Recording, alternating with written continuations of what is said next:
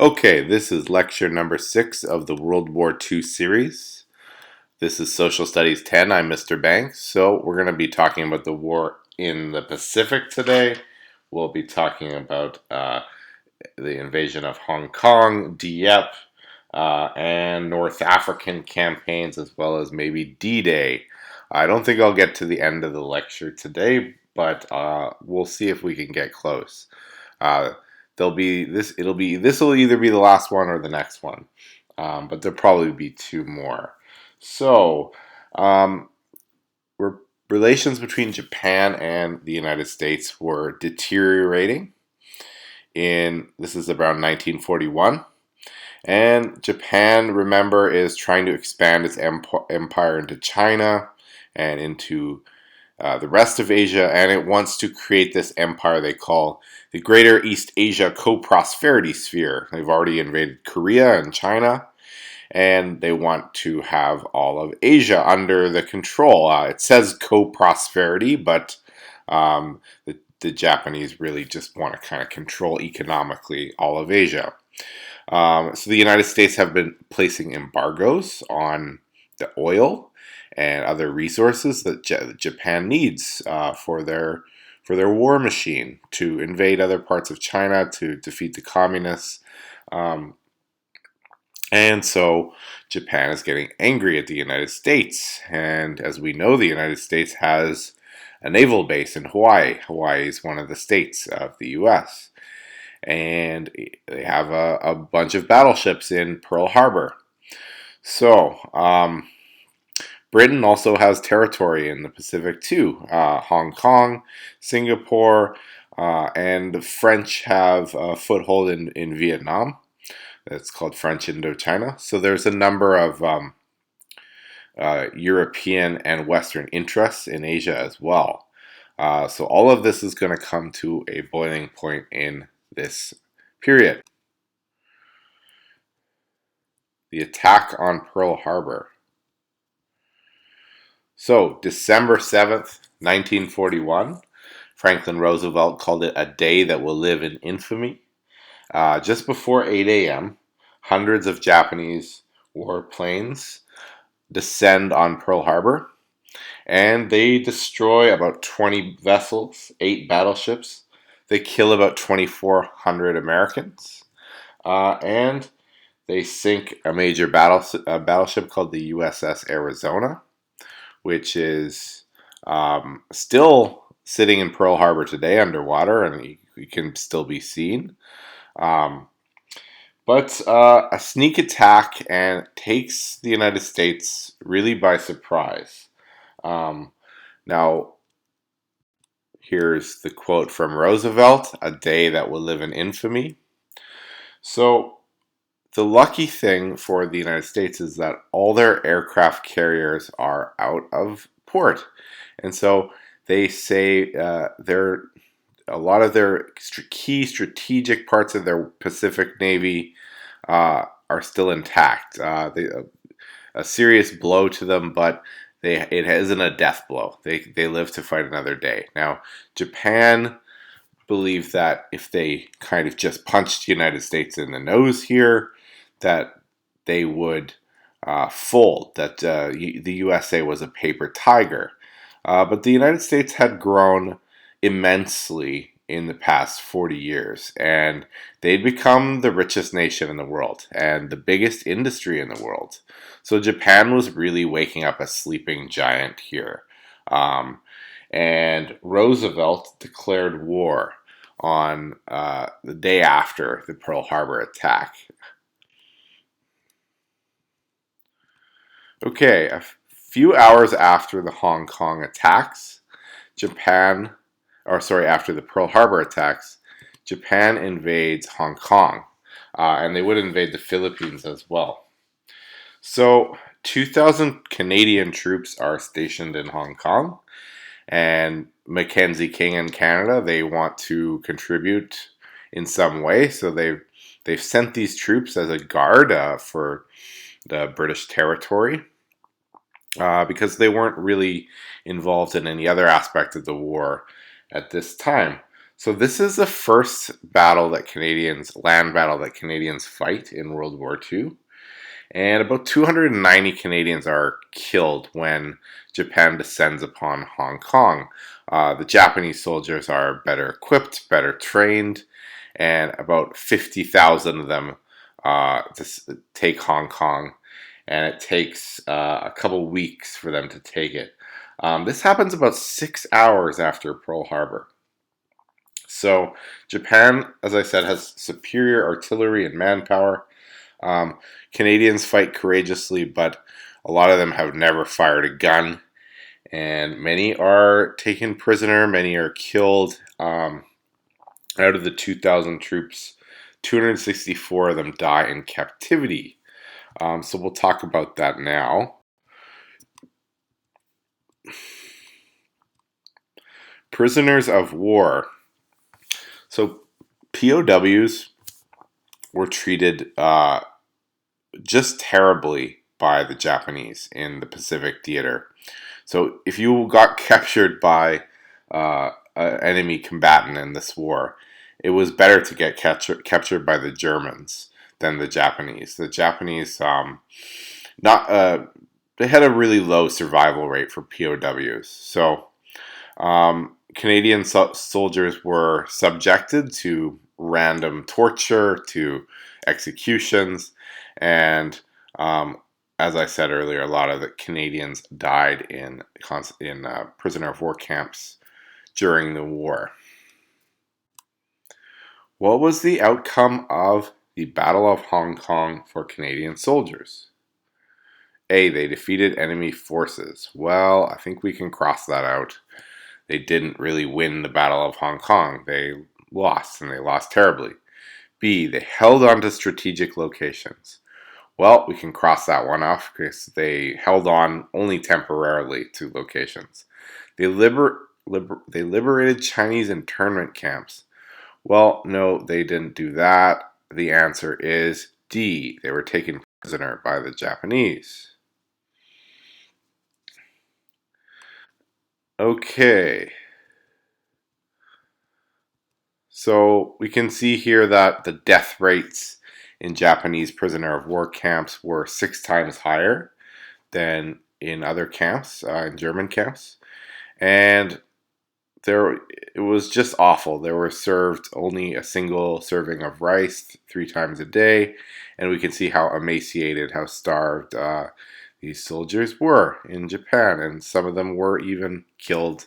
As you see at the bottom there's a man about to be beheaded by a samurai sword. Canadians tried to look after these prisoners. Parcels from the Red Cross were airdropped to them, but most of them were stolen. So there was part of the Japanese culture at this time that did not respect these men who were surrendering because they thought you should fight to the death. And we'll see a little bit later that many Japanese soldiers do fight to the death. And it causes a problem for the Americans who have to decide, do we want to actually invade Japan, knowing that these men will fight to the absolute death. So the way that they treated their prisoners of war kind of indicates the views on surrender.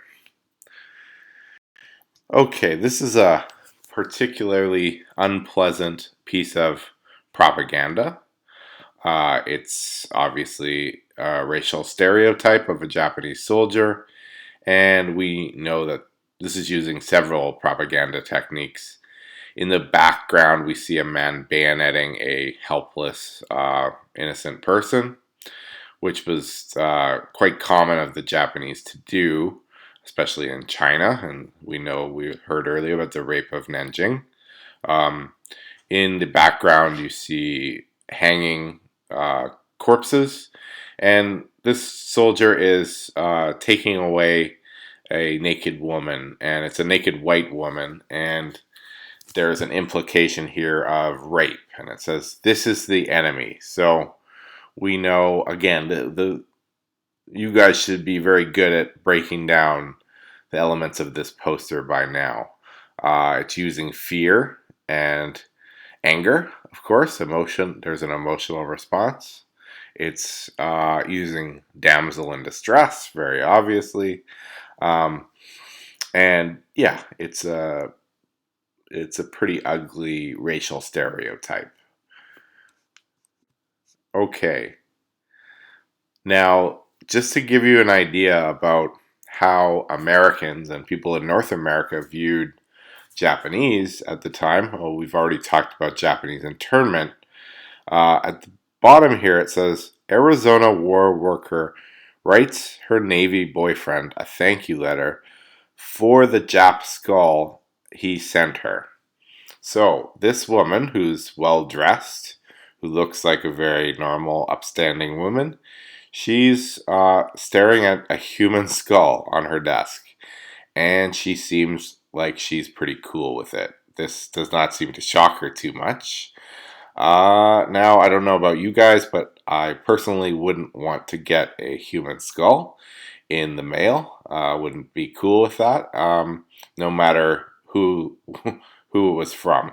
So, this idea of dehumanization, when you're fighting an enemy, it's much easier if you're trying to kill them to think of them as a different as maybe a different species or maybe less human. And we know about dehumanization, right? So you can see that even in the general culture, like Japanese soldiers, the skull of a Japanese soldier wasn't considered that taboo, and this was just okay with this woman. I think it tells us a lot about the culture at the time and how they viewed people other than them. Another good example, damsel in distress. This is the enemy. There's dehumanization. And here's one that encourages rationing. It says, Tokyo kids say, much waste of material makes so happy. Thank you. And he's holding a dagger with a knife. So saying, if you're wasting material, you're helping Tokyo kid. Again, another very awful racial stereotype, dehumanizing. And this man looks very much like an insect or with those sharp teeth. So again, dehumanization. Okay, shifting focus to Dieppe. Dieppe is on the French coast, and it's pretty close to the coast of England. So it's a logical place to have a raid. Uh, and so the British and Canadian forces decide in 1942 they are going to try to raid the Dieppe, the town of Dieppe. So the Germans had built along the Atlantic coast of France something called the Atlantic Wall, and it's a series of gun emplacements and fortified towns and all these things that were designed to deter the Allies from invading. So the idea here was that Canadians would attack with about 1,000 British commandos, so 5,000 Canadians, and about 50 American Army Rangers. And part of this was the Soviet Union. They were really pressuring for a second front, and they were getting hammered by Germany in the east, and they needed to take some pressure off. This is right around the time of Stalingrad. So the Allies have to show that they're actually helping the Soviet Union. Uh, they're kind of all reluctant allies, right? The Soviet Union doesn't trust Britain and America. America is now in the war because they've declared war on Germany when Japan attacked them as well. So the British forces are led by a member of the royal family, actually. His name's Lord Mountbatten. And he is kind of considered like a very, by people who are military experts, to be a bit of a liar and um, someone who is more about his own ego than actually getting the job done. So that kind of is a bad omen that Lord Mountbatten is in charge of this operation. It's called Operation Jubilee. And so the raid the raid of Dieppe occurs, and Canadians charge down the landing ramps. Now they're there to gather intelligence on the defenses on the Atlantic Wall, but the Germans are alerted early. It's a bit of a clumsy operation, and Canadian soldiers are trapped on the beach, and they can't get their tanks onto the beach.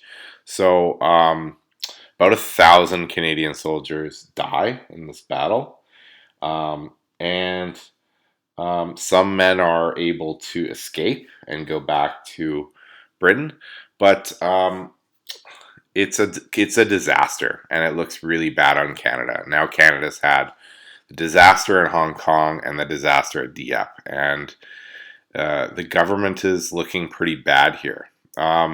So Mountbatten is kind of credited as or infamous for being the one to kind of mess up this battle, and a Canadian lord who was a newspaper baron in Britain, his name was Lord Beaverbrook, he said to Mountbatten, he said, quote, "You have murdered thousands of my countrymen. Those unfortunate Canadian soldiers, they have been mown down in their thousands, and the blood is on your hands." So Mountbatten he didn't take as much blame as he should have, but those in the know knew that it was his fault. It was not any Canadian commander's fault that this happened.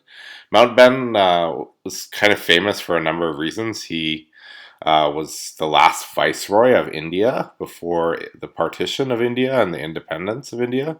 And then in the 1970s, he was killed by the Irish Republican Army. He was assassinated on his boat. So a very colorful life for Lord Mountbatten. He's actually the uncle of the Queen's husband, Philip, the Duke of Edinburgh.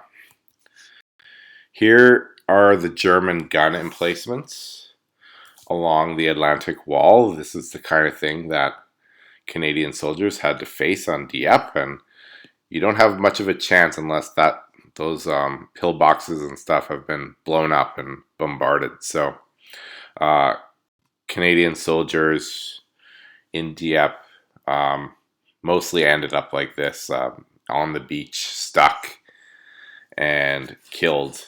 Some of them made it into the town of Dieppe, but were captured and became prisoners of war. Here's more Canadian casualties at Dieppe.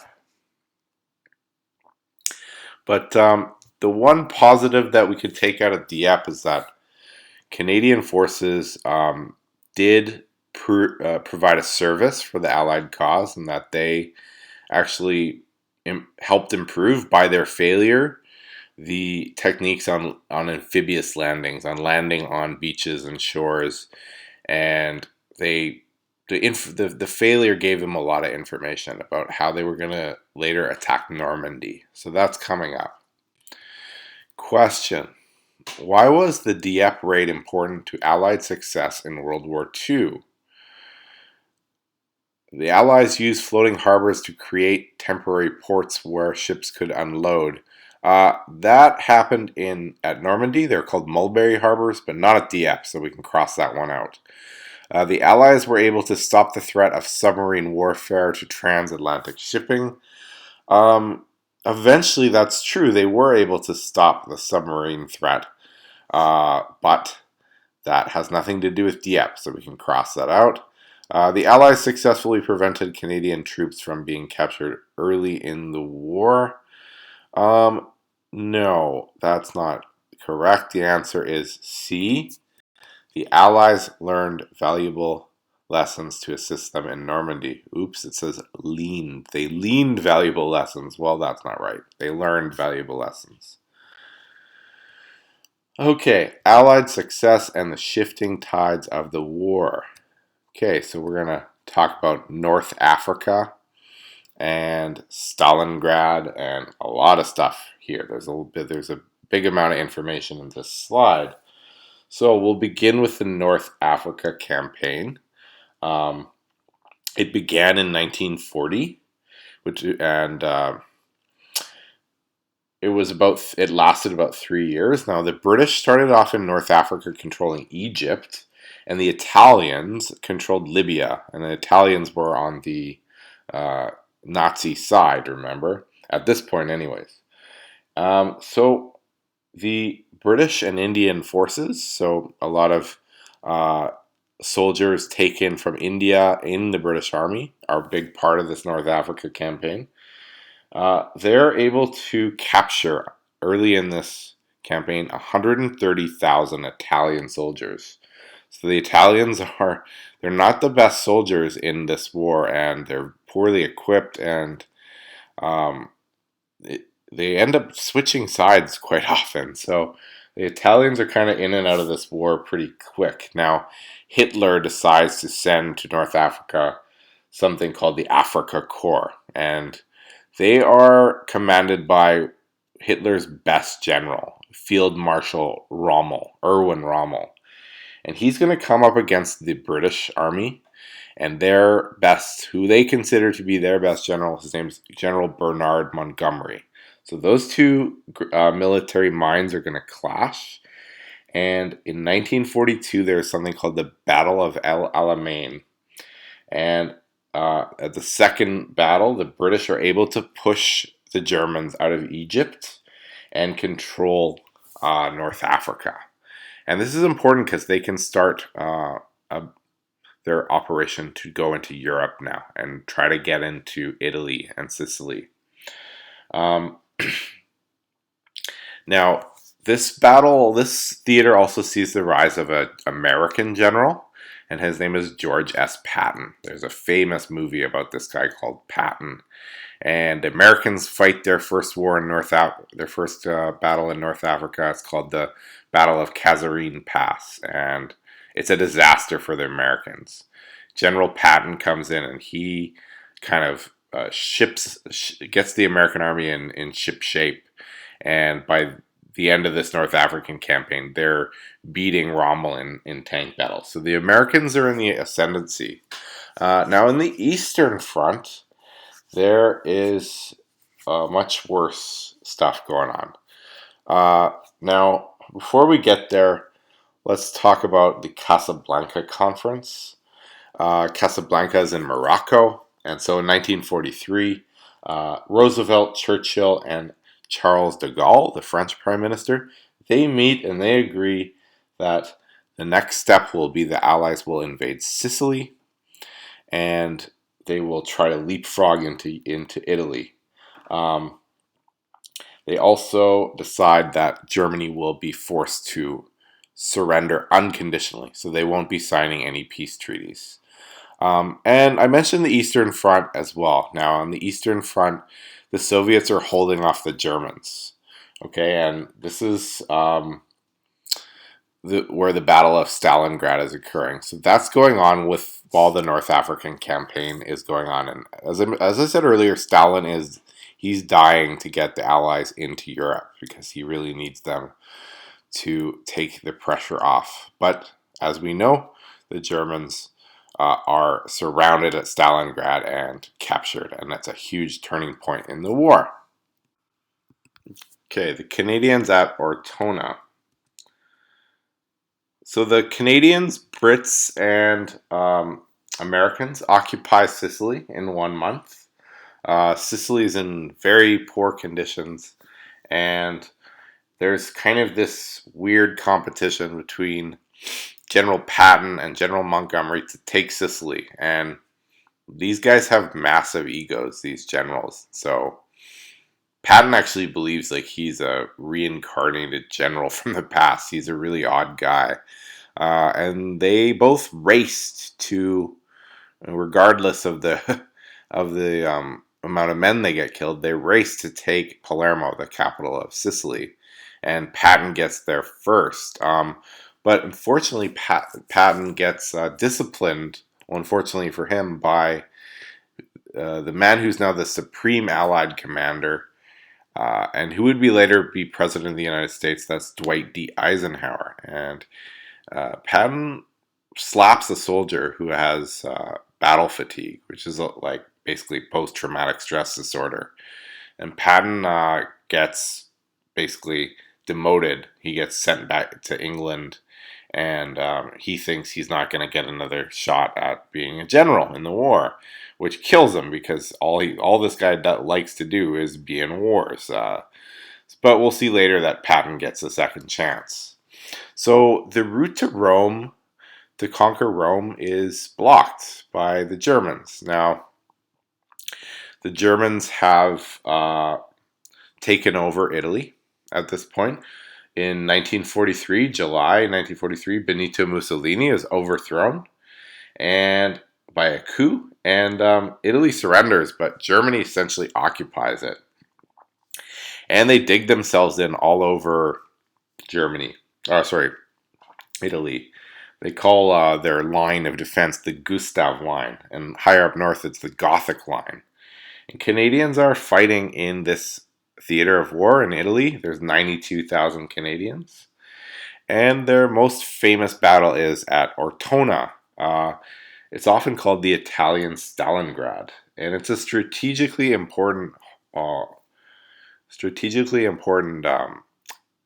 town because it's on a river and it's a deep water port. So Germany, the German paratroopers, they hold this town with great determination. They dig themselves into the rubble. Sometimes these buildings blow up and they just provide better cover for snipers and booby traps. And the Canadians have to go house by house clearing the Germans out of this town. And the Canadians have this technique they call mouse holing, which is to blow the side of a building off and then throw a couple grenades in there, and then after that clear the top floor. So this takes a terrible toll on Canadian soldiers, one of the worst battles for them in the war. And they lose about a little under 1,400 Canadian soldiers die there in 8 days of combat. So they capture Ortona on December 27th. And as we said, the casualties were high. But by this point, the theater of Italy is getting less important. And we're going to see that in June 1944, the Allies capture Rome, but it's not as big a story as it could be because right around the same time, there is about to be a huge invasion of France by the Germans, or sorry, by the British, Canadians, Americans, and some other allies. So that's what we'll talk about in the next lecture: is the D-Day and the end of the war in the Pacific and the atomic bomb. Thanks for listening. Bye bye.